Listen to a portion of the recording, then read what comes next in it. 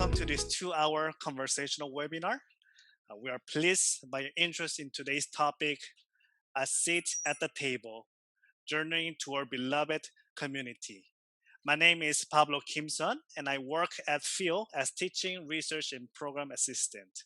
I'm here to serve you as a moderator and a tech support person. And today's facilitators are Niki Andre, Dianne Hope, Bill Millar, and Adele Halliday. I do not have time to read through their bio, but you can find them on our website. However, I want to say this, that all of them have been actively involved in the work of intercultural ministries in Canada, and they have contributed a lot into the life and the work of Phil. So let us welcome the facilitators. Good afternoon, everyone. I am so happy that you are joining us today. My name is Dianne Hope, and I'm delighted to be part of today's presentation team. I would like to begin by acknowledging that the land on which I reside is located in the traditional territory and treaty land of the Mississaugas of the Credit First Nation. A little about me. During my time as an elementary school educator, I was passionate about acknowledging and celebrating the diversity within our student body. I have been part of the facilitation team for the Engage Difference course since 2015. I'll now turn it over to another member of the presentation team to introduce themselves. Hi, my name is Niki Andre. My pronouns are she and her, and I live in the traditional territory of the Anishinaabe, Haudenosaunee, Ojibwe Chippewa peoples, which is covered by the Upper Canada Treaties. I've been designing and facilitating programs with the forum since 2015. I think Dan and I started around the same time. And I'm especially interested in offering holistic, embodied ways for our participants to practice what they preach interculturally. Bill, would you like to go next? Sure.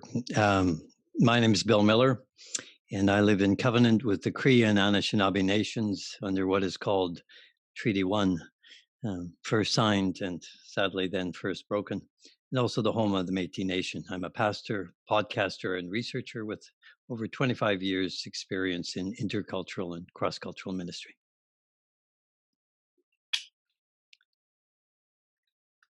And hello, everyone. My name is Adele Halliday. I use she, her pronouns, and I live on the traditional territory of the Huron-Wendat, Petun First Nations, the Seneca, and most recently the Mississaugas of the Credit. And this is territory that was subject to the Dish with One Spoon Wampum Belt Covenant. And in acknowledging the land, I'm also very mindful of broken covenants, and I continue to recommit myself to working towards reconciliation and making right relations with all peoples. I work at the National Office of the United Church of Canada as the Anti-Racism and Equity Lead, and I have been actively involved in intercultural engagement and anti-racism work with churches for many, many years. Thank you, Adele. I will now give a brief overview of how today's webinar will unfold. First, we're going to start with breakout groups with an activity to give each of you an opportunity to meet with other of today's participants. The small group activity will be followed by a presentation by all of us on our collective thoughts on beloved community and the factors we regard as essential to set us on the path towards this aspirational goal. Finally, breakout groups will gather once again for reflection and an opportunity to try out some of the ideas we are introducing today. Providing us with technical support today is Pablo Kimson. You've already met him. We owe a huge thank you to Pablo for his assistance as we prepared for the webinar and, of course, for his support today. Our thanks from the facilitation team also go out to Jonathan Smith, the main staff support person for the Forum for Intercultural Leadership and Learning. And we thank Jonathan for his ongoing encouragement and support. I'll now turn it over to Niki. Okay, so before Bill offers our opening reflection, I invite you to take 3 breaths here just to come into your body and this moment. So let your gaze soften, your eyes gently close, and your mind gently opens as you settle into these words in 5, 4, 3, 2, 1.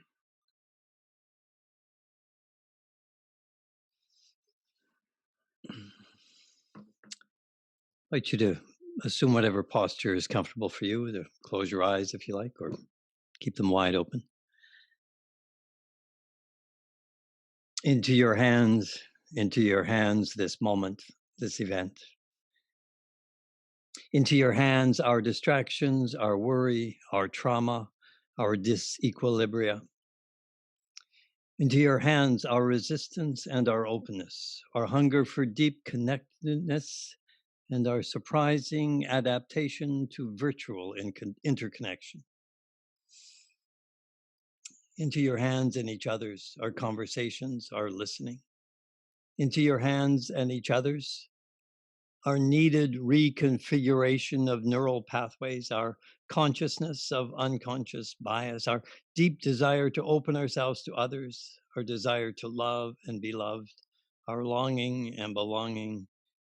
We take a moment to leave in your hands that which we can and hold tightly onto that which we must, as we seek to be open to listen to one another, to deeply listen.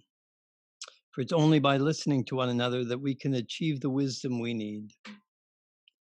In the end, yours is the wisdom and the openness, ours the need and resistance. So we ask for humble hearts and acute minds, together with the courage to be open to the possibilities of change. Amen. Let's see. So let's just take 3 more breaths here.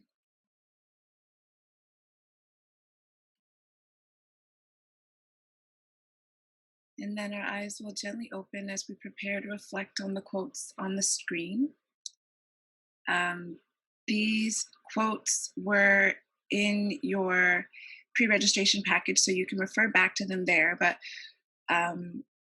once you're divided into your breakout rooms. But for right now, you can read along with me as I read them aloud. All of these quotes are descriptions of beloved community. And so as I read through them, I want you to ask yourself which one most resonates with you. Beloved community is formed not by the eradication of difference, but by its affirmation, by each of us claiming the identities and cultural legacies that shape who we are and how we live in the world. Bell Hooks. In our vision of beloved community, diversity thrives, everyone is included, and justice prevails. Each of us gets to bring our entire selves to the mix. Care, trust, and respect are the norm. Tools for change. An appropriate symbol for the process of celebrating life, enduring limits, and resisting injustice is the beloved community. Sharon Welsh.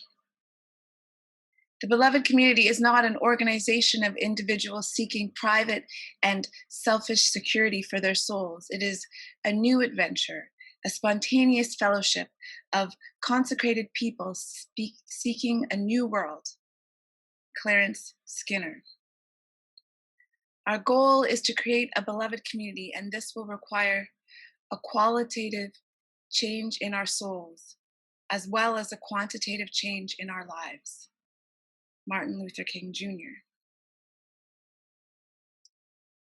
Without community, there is no liberation. But community must not mean a shedding of our differences, nor the pathetic pretense that these differences do not exist. Audre Lorde. To build community requires vigilant awareness of the work we must continually do to undermine all the socialization that leads us to behave in ways that perpetuate domination. bell hooks. Community is that place where the person you least want to live with always lives. And when that person moves away, someone else arises to take his or her place. Parker J. Palmer.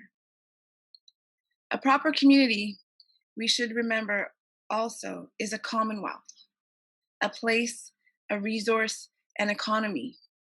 It answers the needs, practical as well as social and spiritual, of its members. Among them, the need to need one another. Wendell Berry.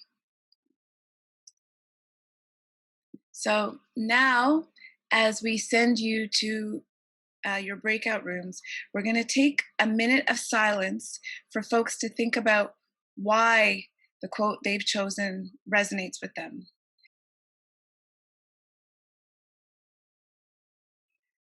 Welcome back, everyone. I hope that was a great time of bonding and getting to know each other.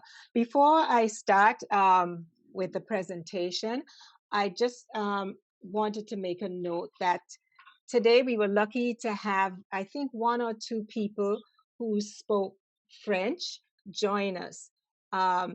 It seemed a little bit lonely to put either one or two persons in a room by themselves. So we put them into a breakout room with the some English-speaking participants. So I hope your understanding of that. I know we promised to have a breakout room, but just because of the small numbers, we decided to put people in a room with more company.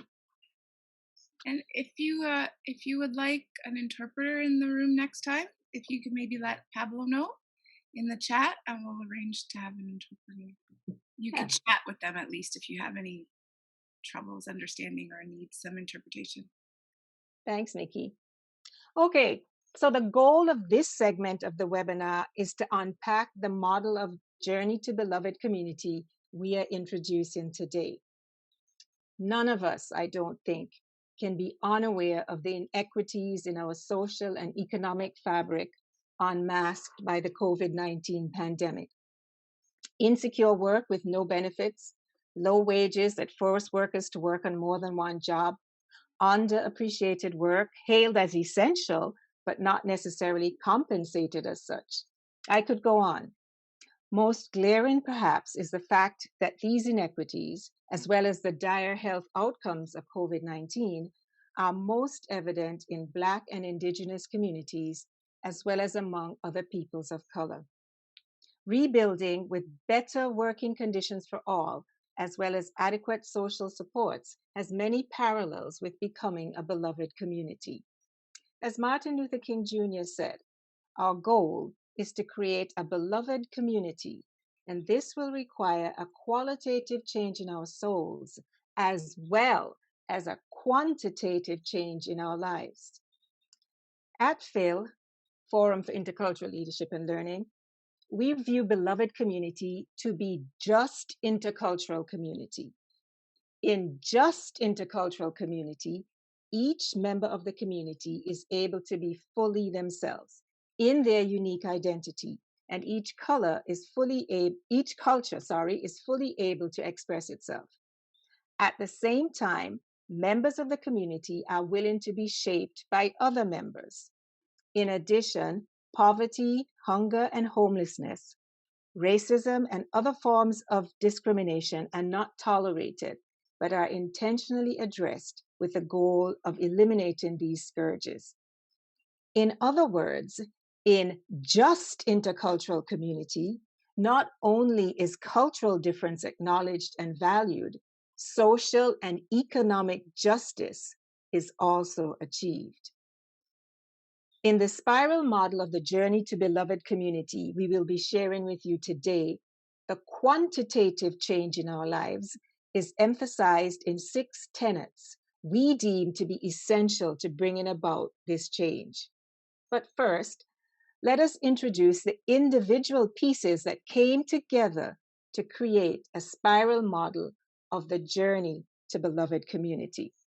And here we see on the screen the Continuum individual movement between monocultural and intercultural frameworks. So this model, this continuum this linear matrix is an adaptation of work by Jackson and Hardiman and Milton Bennett. The continuum shows persons and institutions moving from a denial of difference to full integration of difference. Diversity is seen as a strength, and individuals participate fully in the life of the organization. Terminology and the corresponding concepts from this continuum are important components in the spiral diagram of the journey to beloved community. My fellow presenter, Bill, has developed another matrix to explain how persons could open out to others. And he will introduce that to you now, since that was also a component that goes into the spiral model of the journey to beloved community. I do a series of podcasts that are called Open Out, grew out of a research grant. But as we looked at communities that were engaging in the process of change, intentionally opening themselves to become more intercultural, to become more welcoming of a variety of folk, one of the pieces I found particularly helpful was it's called the Stages of Change model, trans-theoretical model. Some of you may be familiar with it. It was done originally by Prochaska and D. Clementi. And it indicates that the change process, it grew out of the addiction field, personal change, but that we tend to go through significant different stages on that journey.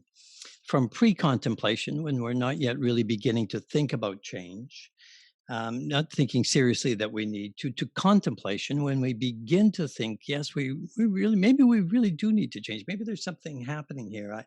Maybe I need to do something.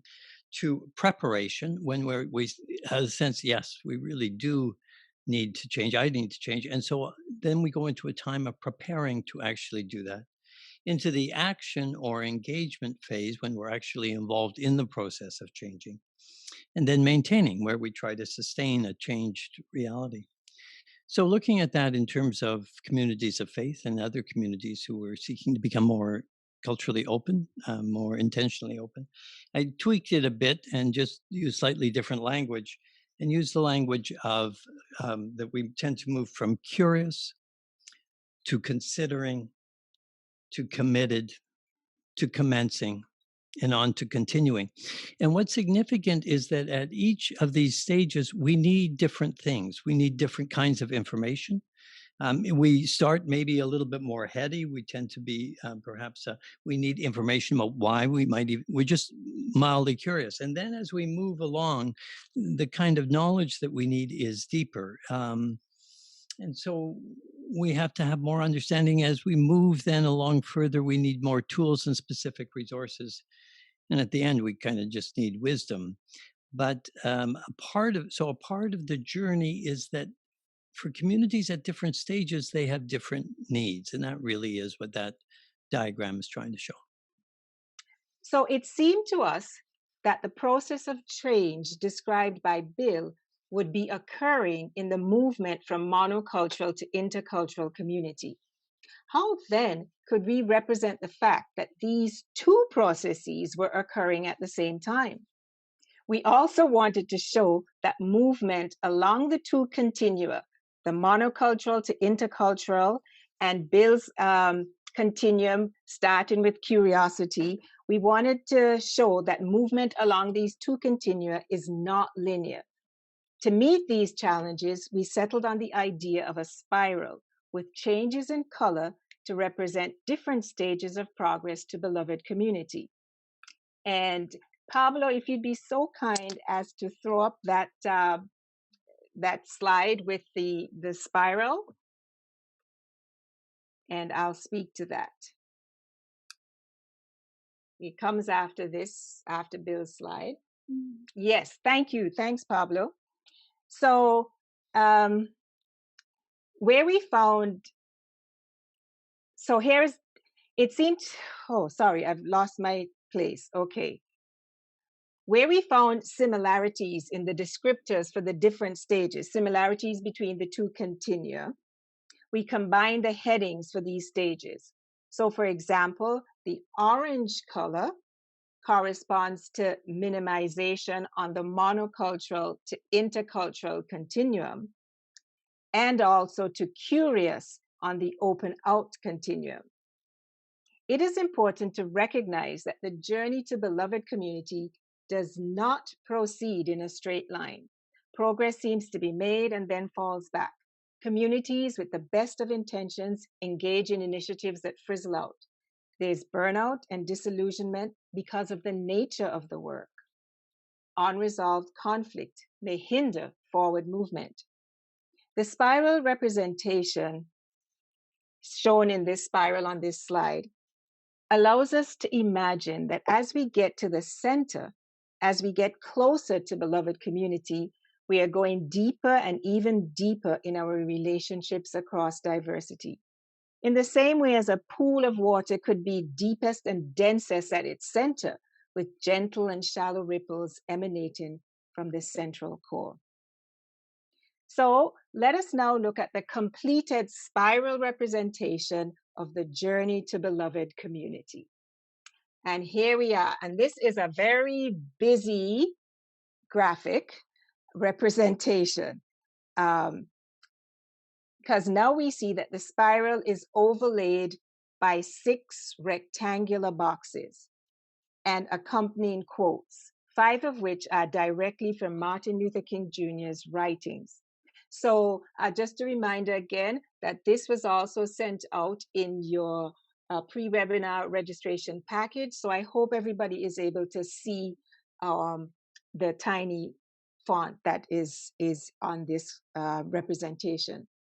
Within each of those rectangular boxes is a characteristic or tenet we think is essential to creating community in which there are quantitative changes in people's lives, changes that allow them to thrive and share fully in the bounty of the society in which they find themselves. In other words, changes that are essential for just intercultural community to be achieved. We will unpack these tenets in a few minutes, don't worry. But first, Adele will take us through an exploration of how moving towards beloved community intersects with and informs the active work of anti-racism.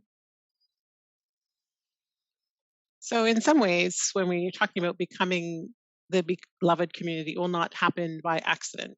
Instead, becoming the beloved community requires some intentionality and action. So to do this, we need to do some work. And some of this work is the ongoing and sustained efforts towards dismantling racism in all of its forms. Becoming the beloved community invites people to work towards becoming actively anti-racist. So there are some anti-racism writers and scholars who explain that when people deny the reality of racism, then people allow racism to persist. And so through being passive or through inaction, systemic racism is upheld. Instead, anti-racism requires concrete action. So it's not enough to be passive or to be, quote, not racist. We are called in many ways to be actively anti-racist. So one tangible way to work towards becoming actively anti-racist is perhaps by exploring these 6 tenets that we've been talking about in terms of becoming beloved community. And you've seen that they are power, equity, conflict resolution, belonging, change, and access to resources. So I'll just talk about 2 of these in a bit more detail, but specifically as they relate to anti-racism. So let's first consider power sharing. Power is often described as the ability to influence, and power can be personal and systemic. It can be situational and contextual. We talk about personal power as being the power that resides in a person. Systemic or institutional power is given by society based on a position that a person holds. So relating that back to race and racism, racism is a system of advantage and privilege based on race, where one group of people exercises abuse of power over others based on skin color and racial heritage. Sometimes racism is considered to be individual and overt, but it also exists in societal structures and systems. And in this way, racism is systemic because it has the power to inhibit the realization of the full potential of humanness by people who experience racial discrimination. So, of course, racism exists everywhere in society, including all institutions and in our churches. And while racism can be acted on personally, it always refers back to a broader system of power and privilege and related inequities. Racism, in many ways, it gives power to and sustains a dominant or more powerful groups. And in Canada and around the world, when it comes to race and racial identity, it is white people who hold racial power and privilege. This is not necessarily because of what an individual has done or not done, but because of systemic and structural imbalances. So this is also about power. And so to become actively anti-racist, there's a role for everyone, and there's a particular role for white people who have a role to play in terms of wrestling with power and as people who have benefited from racism and white privilege. So, with all of this in mind, we cannot talk about becoming a beloved community without talking about racism and power. I'll just talk briefly about a second tenet, and the second one is around equity. And just to note that there's a difference between equality and equity. Equality treats everyone the same, no matter what. Equity, however, realizes that to ensure fair treatment or access or opportunity or advancement for all, we might need to identify and eliminate barriers that have prevented the full participation of some people and groups. Equity begins to move us a bit closer to justice by working towards dismantling systemic barriers, and many of these barriers exist around racial identity. So we'll continue to explore the rest of the tenets in a bit more detail, but wanted to lift up two in particular as they relate to race. They can all relate to race as we go through. But just more generally, as we think about becoming a beloved community, this is in some ways moving us towards more racially just communities. And when I think about racial justice, I think about that as kind of the dream, it's the utopia, it's the not yet, it's the aspirational vision that we continue to move towards. And in a racially just community or the beloved community, people of all racial backgrounds are engaged in equitable communities. People are treated fairly without racial discrimination. Unjust power is dismantled, and all are welcome and feel like they belong. And in many ways, this describes the beloved community. But to get there, we need to do some work. And so we do this in some ways by committing to the work of becoming and working continually towards becoming actively anti-racist. So with that, I will turn it over back to my colleague, Dianne. And I was saying that Adele has gone through a couple of the tenets that are on our spiral model. She talked about power sharing and she talked about equity. And we are going to make sure that we give you just a little more information about each of those tenets. So I'm going to speak about access to resources. In the King Center's description of beloved community, there is this statement: in the beloved community, poverty, hunger, and homelessness will not be tolerated. We cannot deny that these problems persist in many communities across our country. Let us take a look at poverty. The charity Canada Without Poverty notes that nearly 5 million Canadians currently live in poverty, and analysts worry that the COVID-19 pandemic will push more Canadians under the poverty line despite government relief programs. In 2019, Oxford University and an NGO published a document called The Hidden Dimensions of Poverty. And they had gathered data from countries around the world, countries which we call third world and those we call first world. The document noted that the most visible dimension to poverty is lack of resources. The resources they identified were lack of decent work, insufficient and insecure work, and material and social deprivation. Material deprivation referring to, for example, lack of access to sufficient nutritious food or affordable housing. social deprivation, referring to things such as discrimination in education and hazardous environmental conditions. Addressing the lack of access to resources is critical to the elimination of poverty. So access to resources becomes an important tenet in attaining the goal of beloved community. Adele spoke about the equity, which is we see is one of the particular tenets of beloved community as we see it. And I'll just ask Pablo just to share a slide that hopefully illustrates very powerfully what Adele was talking about. So equity, the creation of equal opportunities by distributing resources based on the needs of participants, or alternatively, the removal of barriers to create equal opportunities is an important factor in achieving beloved community. Bill is now going to talk to you, to share with us some of his thoughts on two of the other tenets. I also just realized I look frighteningly like the guy on the left in that last cartoon. I want to talk a little bit about just the dynamics of change, understanding and being able to navigate the change process. You know, change is a part of being human, but so too is resistance to change. We're actually hardwired in our brains to resist change. It's a way that our brains can maintain equilibrium. It's part of that process where this frontal part of our brain, the part that thinks, it's receiving at any given point like 11 million bits of information, stimuli, and we can deal with about 40. So we're always simplifying, reducing, and we need to maintain a certain equilibrium in that process. There are different kinds of change. We probably all know this. One is a problem to solve. It's a technical problem. It can be fixed. You fix a problem. Your TV's broken. You get a new one probably. But then we can have a values difference, and that's not a problem to solve. That's a continuum that needs to be managed.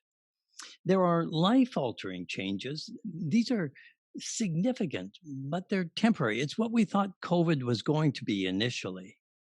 And then there's transformational change, which is major and lasting, what probably COVID will turn out to be.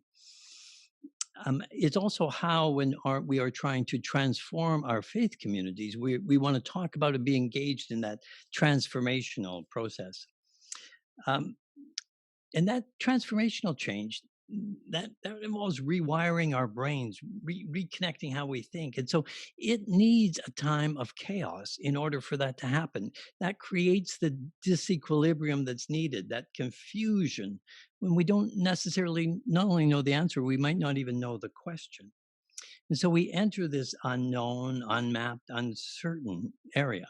The biblical story, of course, for that is the Exodus. What did they get? Fire behind them. And what was ahead of them? A cloud, a fog of uncertainty they could walk into. The journey then requires courage, leading a community into that fog. But that fog, that uncertainty, that time of chaos and confusion, that's where the creative stuff can begin to happen. So I'm just going to talk just for a little bit about the tenet of belonging. And I came across this quote as I was thinking about belonging, and it's by the author Kelly Nikondeha from her book Adopted, A Sacrament of Belonging in a Fractured World. This is what she says about belonging. True belonging is sacramental, not biological. Beyond the limits of biology and ethnicity, connection is shaped by intention and daily practices, unleashing transformational potential. Our belonging to one another is an external witness to the internal reality that we are all God's children. As we embody the sacrament of belonging, we create connection and community in a fractured world. To me, this quote encompasses what we mean by belonging in beloved community. Belonging is an intentional creation. Participants feel they are in a safe space where they are valued and respected and free to be themselves. They can let go of the cognitive burden of self-judgment, of asking themselves, am I saying or am I doing the right thing?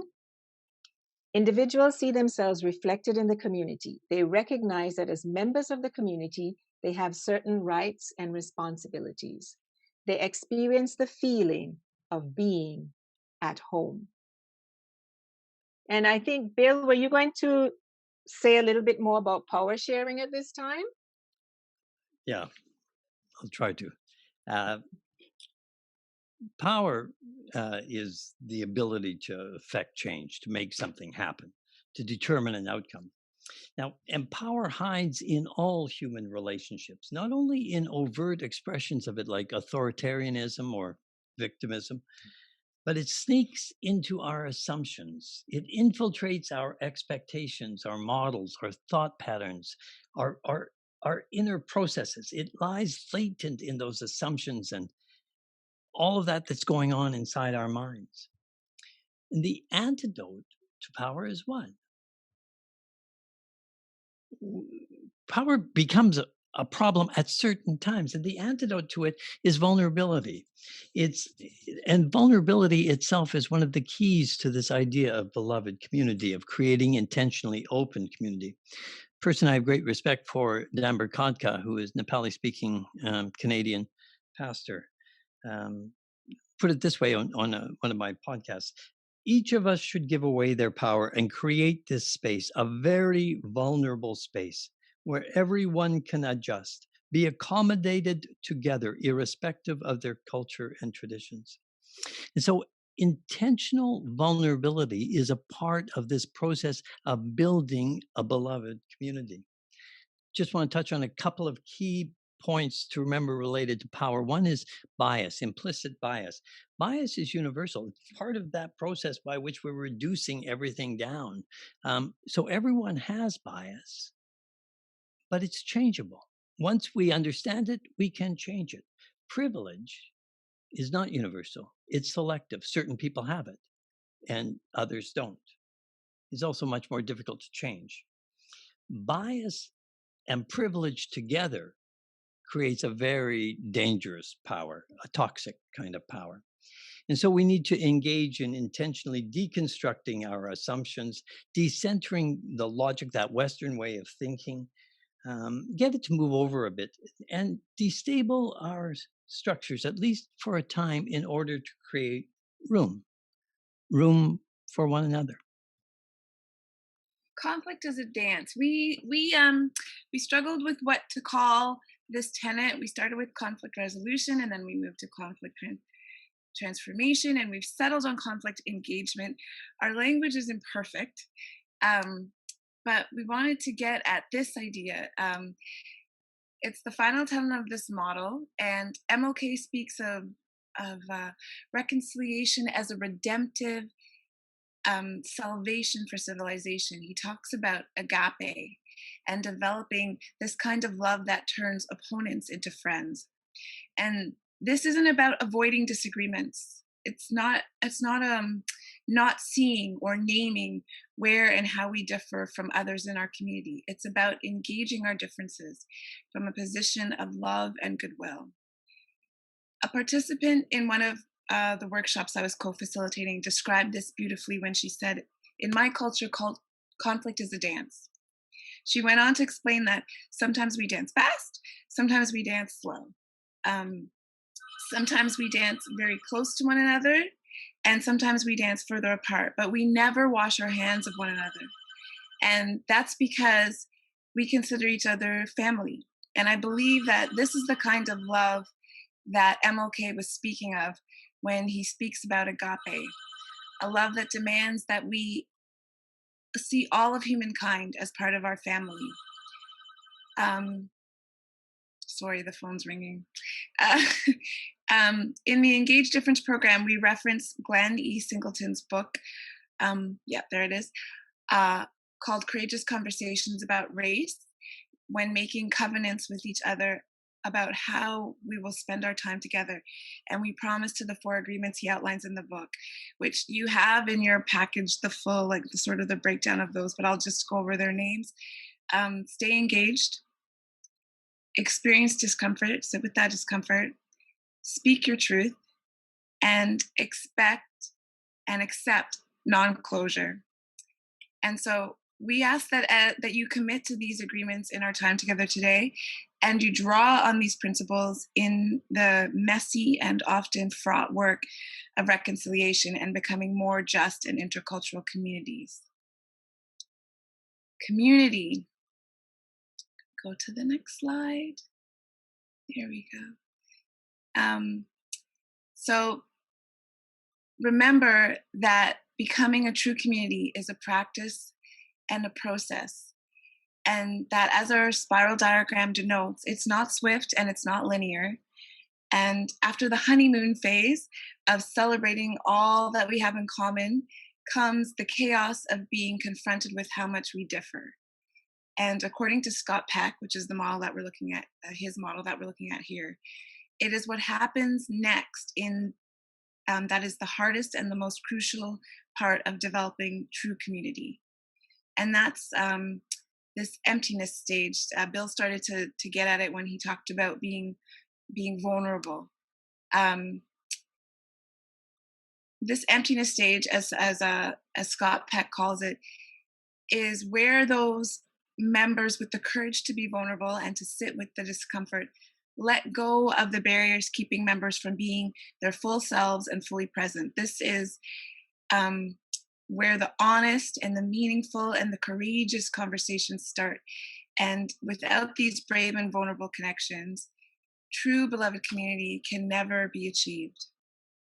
So it's a long haul, and that's why we use that spiral diagram. It's a lot of layers, and you can go over the same territory over and over, but each time you're getting a little deeper and a little closer to that ideal. So before we break out into the rooms, I want you all to just again take one moment in silence to prepare to introduce yourself to your new roommates. And you're going to just quickly, with your name and your preferred pronouns, and then I want you to answer this question. So you have a minute now to kind of collect your thoughts. We're going to give you about 10 minutes because we want you to have lots of time for the last assignment. But ask yourselves, what's one insight so far that's really resonated with you? Welcome back, everyone. So I heard that you're having some good conversation in there, and we're going to send you back into another breakout room. So before we break you out into rooms again, I want you to take another minute in silence to prepare to introduce yourself to your new roommates once again. This way you get to meet a lot of different folks with your name and your pronouns. And then when you're joining, this time when you go to click the join button, if you could please just make a note of which breakout room you're joining. When you enter your breakout room, based on what room you are in, you'll be given an assignment that will be posted in your breakout room chat, if I'm not mistaken. Pablo, you can correct me on that. Once all your roommates have joined. And before you begin, please assign a note taker to make notes on a piece of paper or like on your computer or whatever, before we reconvene into the main room. And also choose someone to report back, hopefully a separate, oh no, I guess it won't work because it has to be the same person.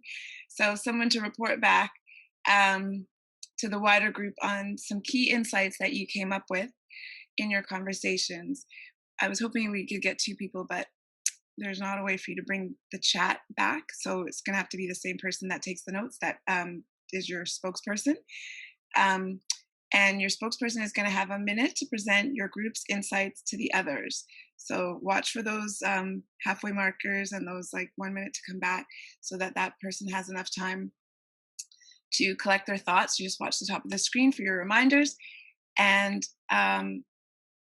when you are undertaking your assignment, use what you've learned and practiced today about belonging and conflict engagement and anti-racism as you work on the tasks that you're going to be assigned in your breakout rooms.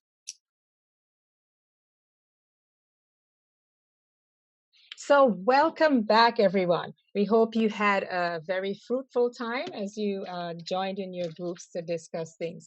First of all, let me make an apology for the fact that you didn't get your instructions right away. There are a number of things we have learned as we proceeded through the webinar today, and that's a little glitch that we'll have to figure out how to fix for another time. So in a minute, we're going to ask each group. You chose a person who would speak on your behalf. So we're going to ask those people to give some insights that you learned as you worked on this harvest feast. We want to honor the time that we told you we would end. So we end at 5 o'clock. So there are 7 groups. So it's going to be very, very important that we try, each person who speaks tries to honor the time that's given. And in the event that, somebody is finding it a little bit difficult to wrap up, we'll try to give you a warning, and then we might have to mute a presenter, and we don't want to do that, and then move on to the next person. So anyway, so each person will have a minute to speak, and then I will try to get you to move on to the next group. So I think what I need to do is to go to gallery view. And is there one presenter who at this time is ready to share? And please, if I cannot see you, just unmute yourself and say, I'm ready to go. And let us know what group you're with. I'm ready to go from group 1. Thank you very much. And that's Claire. Thank you, Claire. We had the assignment focusing on power sharing and imagining we are members of a local community garden club.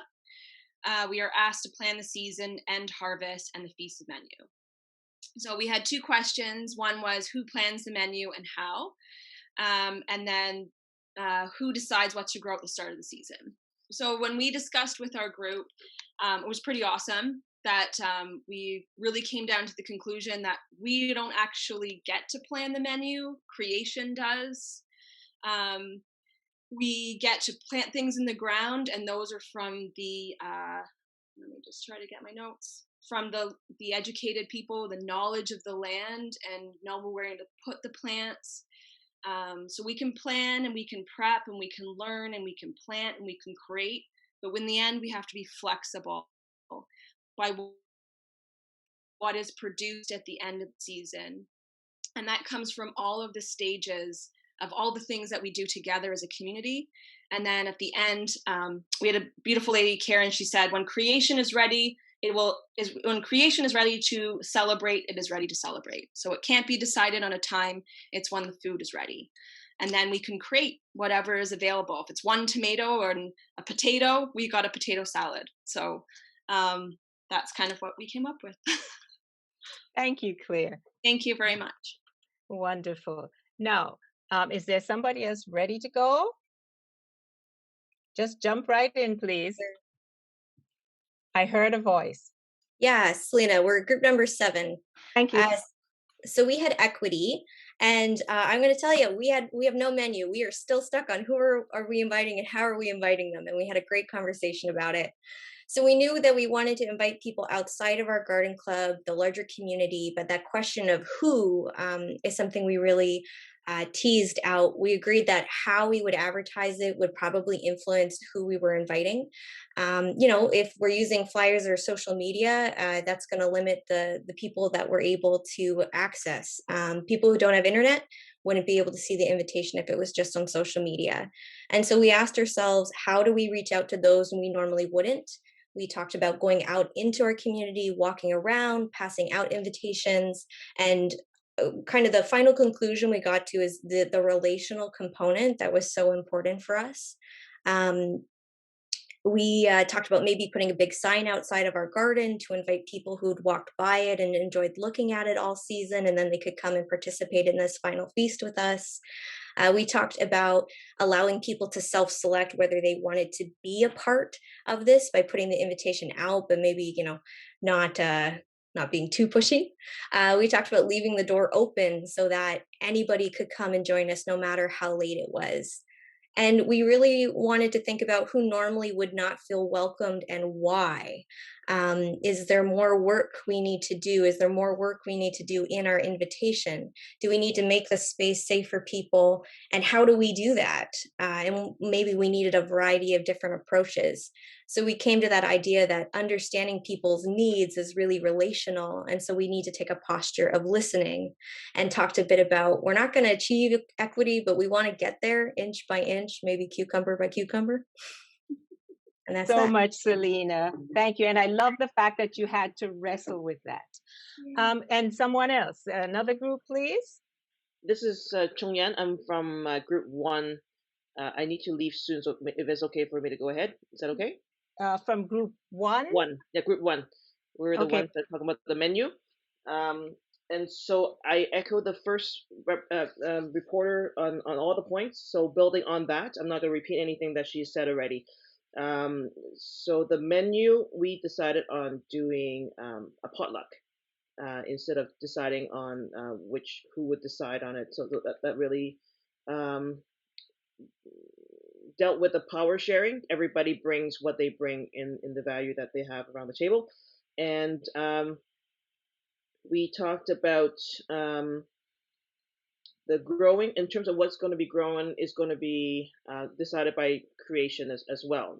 One of us are with more of a gardener. They said that whatever we plant doesn't necessarily would grow. So we'll see at the end that if it's all potatoes, and then all of the garden club members will take potatoes back and bring a potluck of their variation of something that would be culturally diverse, sensitive to how the guests would experience it, and perhaps would be a variation on different cuisines that we bring to the table.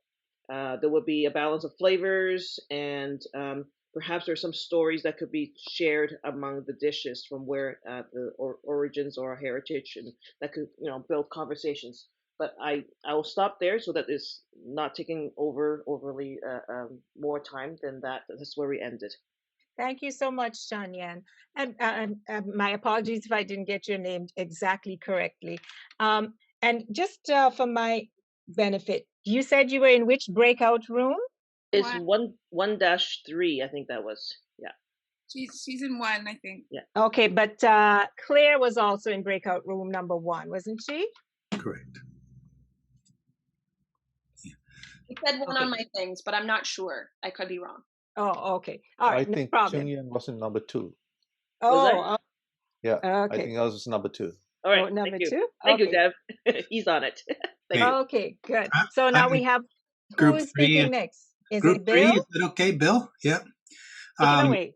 So I'm really impressed that some groups actually got to the point of choosing something for the menu, because we didn't get past talking about the power issues and how do we decide who's going to decide what. And because there's lots of stuff there. Some of the things we thought about that really was, as we were beginning the conversation, like, looking at the skills of the people and what they can do. Are they gardeners and cooks? And the dietary consideration, the gifts that people have and their needs. We recognize that the dominant culture way is to have a vote, and that really doesn't create equity. We recognize it too as well. We could ask everybody their opinion, but the issue is some people, because their cultural background will feel shy about, or will think, no, it's not appropriate for me to have opinion. We recognize there's some things like your historical involvement in this garden might give you a lot more power and authority to make decisions, and there needs to be a way of putting aside that power, that influence, to get to the general consensus.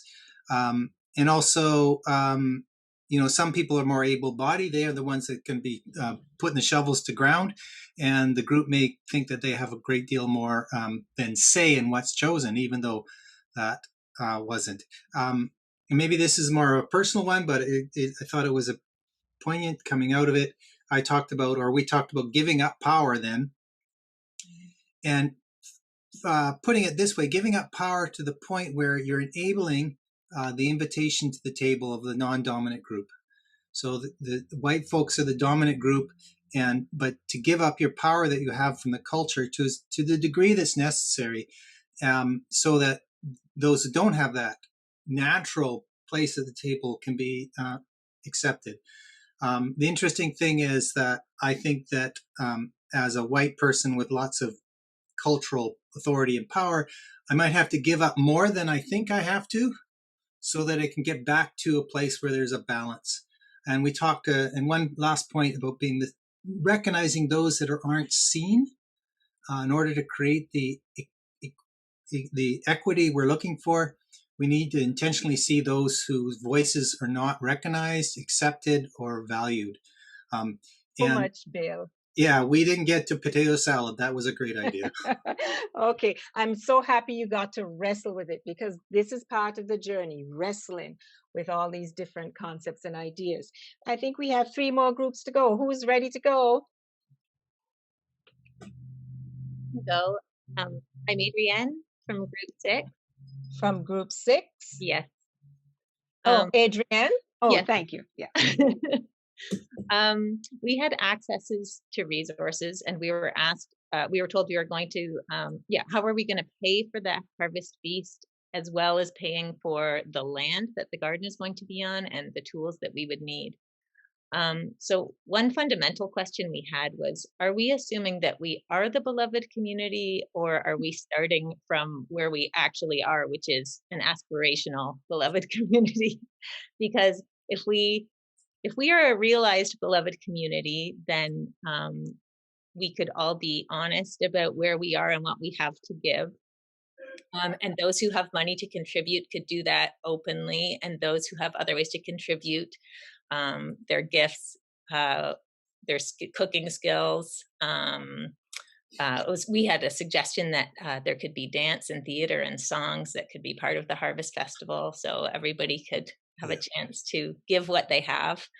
So that was one model. And then it was pointed out that if we're an aspirational beloved community, that we need to be realistic about the way the world is, and that people are judged by how much money they have and what they have and what they don't have. And so then it might be better to either like set an amount that you need to pay, but let other people donate for somebody who can't pay, so that only the person who was doing registration would know.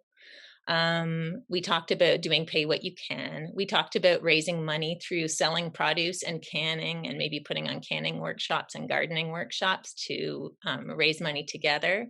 And then it was pointed out that money doesn't need to be the center of everything, and that we might be able to get a lot of these things for free if we approach local businesses and ask that they donate space, donate a kitchen, donate gardening equipment, and so on, that we might be able to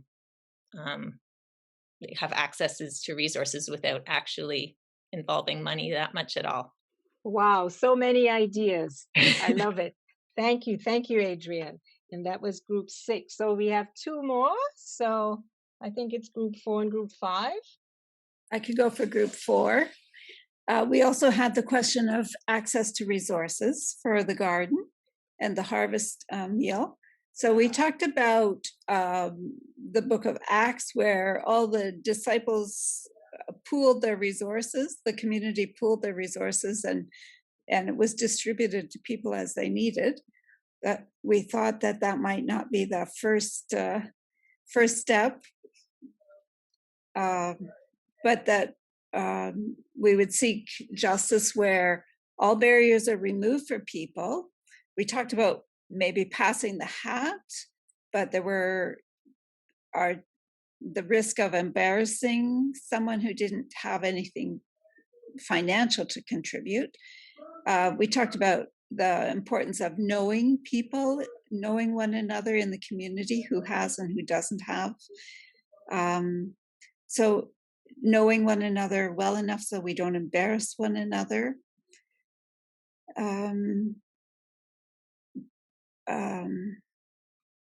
someone talked about becoming aware of even a small difference of access to resources, of a committee that met and afterwards they would go out for coffee, but not everyone had the resources to do that, and how to balance that. So we talked about having skill sets as well as financial resources. People who love preparing food, for instance, or love to till the garden.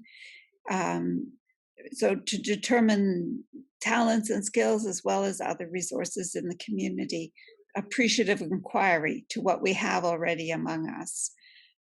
We noted that some people have limited physical ability, might be able to help in other ways. Really knowing the people so everyone's giftedness can be used for its best. And then we also noted that really the purpose of the community was not just sharing resources and creating access to resources, but all the relationships of that community, the caring and sharing that happens, the conversation over peeling potatoes. So to create a community that people actually want to belong to. So true. So true. Thank you so much, Dianne. Hi. Hi. From a fellow Dianne. And finally, I think we have group 5. Do we have someone who is reporting for group 5? Caroline, yeah, I'm here too.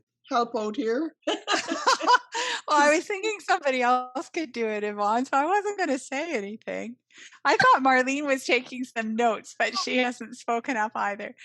A lot of what was said by the other groups that were doing the access to resources have said much of what we talked about. But we did talk about how clearly it was necessary for people to work with the wider community, that it's not something a small group can do on their own, that you need to be inviting and welcoming and encouraging. And we all were in agreement that it would be wonderful if we were all the realized beloved community. What a great line that is, Adrienne. A realized beloved community. That's awesome. How wonderful that would be. And yet the reality is that when you are looking for support and donations in a community, and somebody lends you a kitchen, very often they have some rules about the way the kitchen is used and when it gets, and so then they begin to want to have some dictation, and then there are situations where, well, we're not going to do it if there isn't going to be an income realized from it, and so we kind of got into a sort of between that how awful it is to demand, especially in our current time, to think about demanding money from people who are food insecure. And when we have this offering that has been given to us by the grace of God and the power of the earth, how can we expect people to pay for this gift? And where that where those two realities come together. And that's kind of where we were at the end of our conversation. Thanks so much, Caroline. So we are very much aspirational, aren't we, in this beloved community concept. I'm going to turn it over to Niki. I think. Yeah, no, I think you're right. That was great. I'm so glad that you guys all wrestled with these questions and came up with those and just thought about these considerations with that much depth. So we're gonna take, we have time. We're getting to the end of our time. I wanted to take just about 3 minutes here before Bill offers a closing reflection, just for us all to take a moment of silence to make some notes for ourselves on this question. Can we get slide 13 up? What's one change I can commit to in my community to get closer to this ideal? And we talked a lot about that, aspirational and realized, of a beloved community. So if you could just take 3 breaths here, and then you're going to have 2 minutes to just make some notes on your own in silence. If you could not use the chat and just take that time to collect your thoughts before we go into our closing reflection. I will call you all back in 2 minutes. Again, I invite you to be in whatever way is comfortable for you for time of prayer or reflection. April 14th, your day, your call, your vision. Menu or no menu? Who gets invited? Who gets to invite? Cucumber by cucumber we move. The potluck of creation. Gardeners and cooks. Soil tillers and potato peelers. We end up perhaps giving up more than we bargained on. Beloveds and aspirationals, aspiration, inspiration, perspiration, respiration, your breath, God, your people. To hat, pass or not, we need to know one another, all our relations, all our rules, realized beloveds and realized income, and somehow in it all the grace of God, your grace, God. If hidden among our words today were your words, bold them in our minds. If there are concepts that matter, anything usable, help us recognize these, that we may carry them with some degree of grace and use them with some degree of wisdom. Amen.